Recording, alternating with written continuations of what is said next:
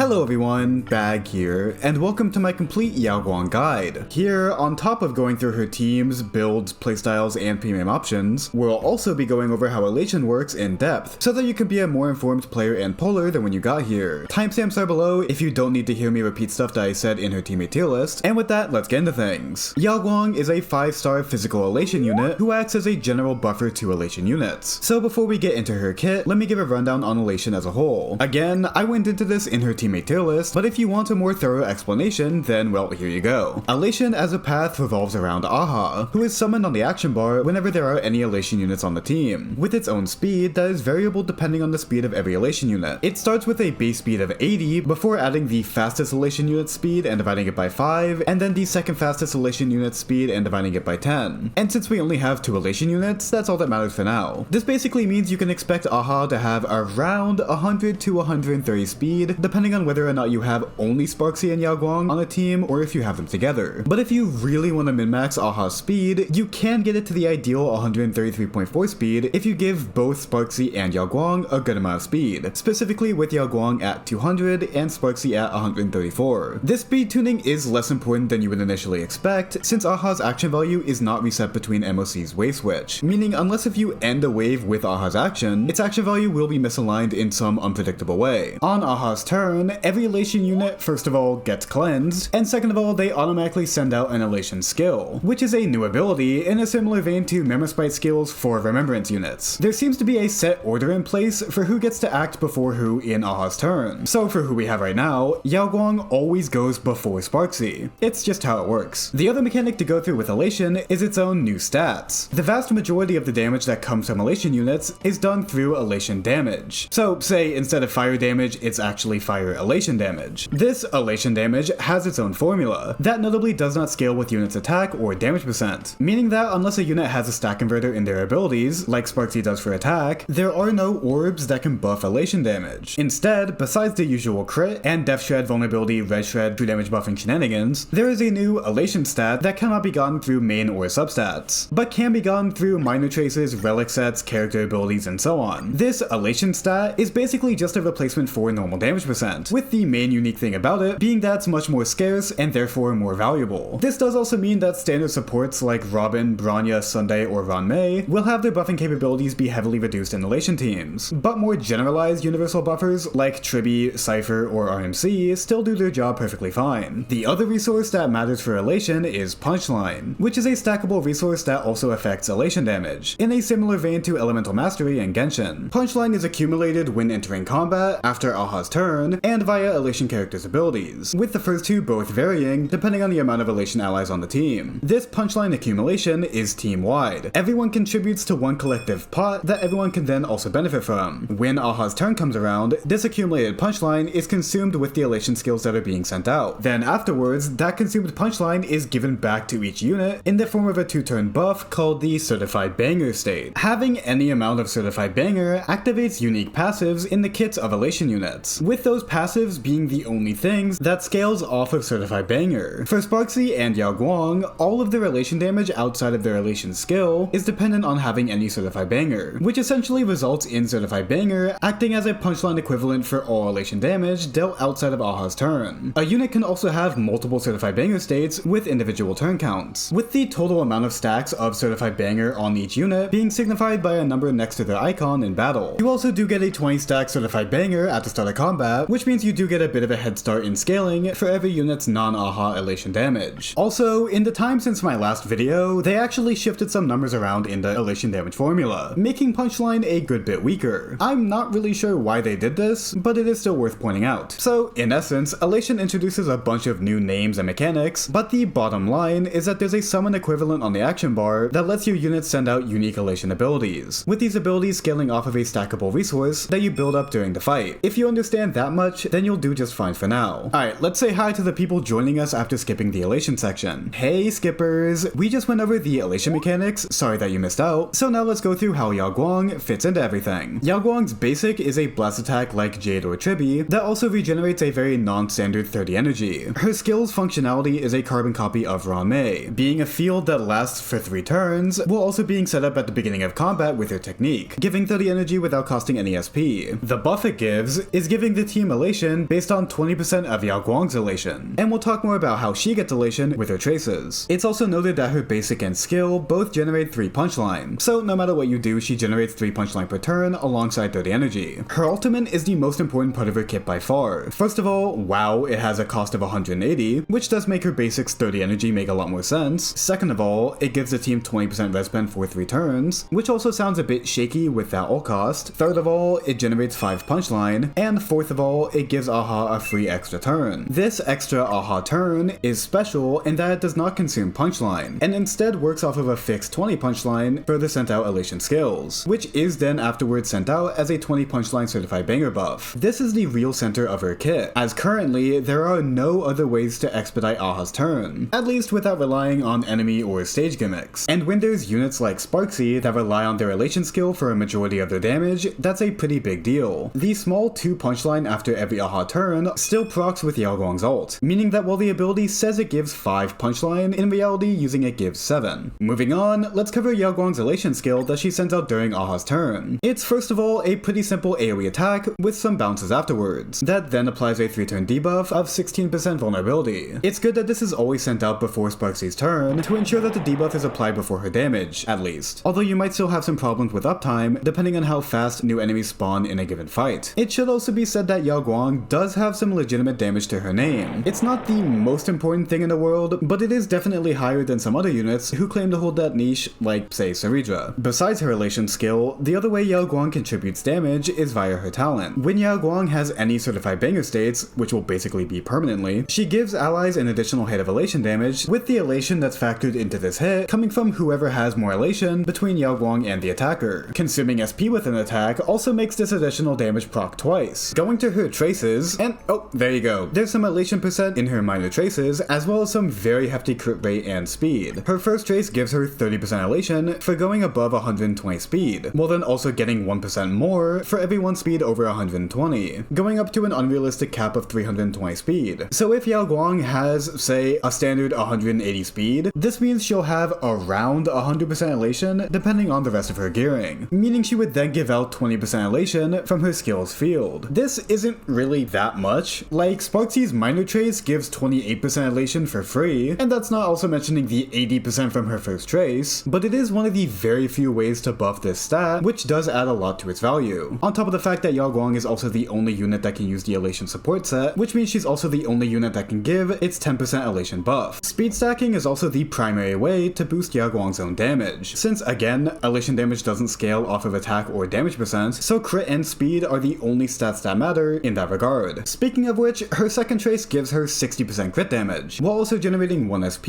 after using an Elation skill, so really just after every Aha turn, including the one from her ultimate. This is nice for comfort and to support Sparksy's heavy SP consumption, while also helping to offset the occasional needed skill usage of her 3-turn field. And the last trace makes each certified banger on Yao Guang last 3 turns instead of 2, meaning her talent is a lot easier to maintain uptime for, although this benefit is offset by the fact that she wants to be built very fast, so faster turns can kinda balance out the longer buff duration. For leveling, her skill and ultimate are the only abilities with scaling damage buffs, so prioritize leveling them first, while everything else should still be leveled as her damage does matter, but you can get away with not maxing them. If you want to be devious like that, I mean, I won't stop you. As for how to play Yao Guang, things are a bit simple and a bit complicated. For her actual turns, there's not much to think about. She has a 3-turn field to upkeep, but since Sparksy's enhanced basic still generates a skill point, unlike someone like Dipped, and the buffed Sparkle will basically never consume skill points in a Sparksy team, you almost never need to plan around SP to make sure she's actually able to skill. You just basic skill until the sun blows up. And since both her basic and skill generate 30 energy and 3 punchline, you aren't really incentivized to deviate from this pattern, like, ever. Her energy rotation is a bit weird. If we tried to get to a 3-turn rotation with 3 Aha actions, including the one from her ultimate, she would get 136 energy with max ER. Her signature would give another 12% ER, so with that she'd get to about 150, or a bit more with the extra energy per wave that's also given by her signature. This basically means that you can expect around a 4-turn all rotation, given a good amount of enemy hits, or external factors like quid pro quo, ult, or again the energy from her signature. She'll also have a pretty consistent turn 2 ultimate at the start of combat when not using her signature, since her first action and technique always give 60 energy, and even max energy recharge can't bring that up to 90. Although again, obviously getting hit can expedite things here. So really, Ideally, the expectation or hope would be to get around 1 extra AHA instance per cycle, and seeing as how AHA only acts 1 to 2 times per cycle at base, that alone is a pretty notable improvement that can then be brought further with optimal energy from supports or the fight. In case if you've missed me mentioning it, Sparksy, who is the unit you're going to play with Yao Guang 99% of the time, relies heavily on AHA turns for her damage, so making the most out of Yao Guang's ult is vital for her performance. The question is, then, when should you ult? Obviously, delaying Yao Guang's ult for any amount of time is dicey, as any potential energy she could get by taking turns or by getting hit is really hard to intentionally pass up. That being said, it would be ideal to have damage buffs up on both Yao Guang and Sparksy for the free AHA turn. So if you have buffs with shaky up times, like RMC's true damage, waiting can be a good idea, again if it doesn't delay her next ult by too much. Besides accessing Sparksy's big hit of damage through AHA's turn, there are a lot of buffs tied to Yao Guang's ult as well, with the 20 res pen for 3 turns, the 20 punchline certified banger for 2 turns, and the 7 punchline added to the counter for AHA's next turn. For all of these buffs, the same thinking applies. You don't want to waste turns counting down these buffs if your carry isn't going to be doing any damage during those turns. So if you have something like a Pure Fiction or an APOC action advance waiting for you, then holding Yao Guang's ult for better buff uptime can be optimal depending on the scenario. The other main idea with her ult is that, with how all or nothing her ult can be, you really need to know your team's damage ranges to know if ulting is necessary to end a wave or health bar off. Any situation where you can reasonably skate by without Yao Guang's ult will then make the rest of the fight so much faster through having an entire extra Yao Guang ult. We should also note here that Sparksy gets 2 free substitute SP per Elation skill, and I mean substitute as in it works in the same way as Dill's talent, except without a cap. Combined with Yao Guang's second trace, and this means a Yao Guang ult gives Sparksy an effective 3 SP,